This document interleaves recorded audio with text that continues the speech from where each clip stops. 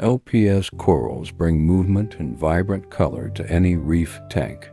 They prefer moderate lighting and gentle to moderate water flow to avoid tissue damage. Feeding them 1 to 2 times per week with reef roids or mysis shrimp helps promote healthy growth and color. Be sure to give aggressive types like torch corals enough space to prevent stinging nearby corals. With stable conditions and proper care, LPS corals can thrive for years.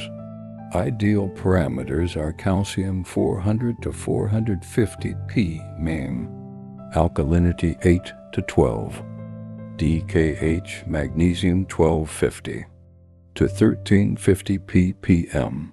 With the right care, LPS corals will grow and glow in your reef tank.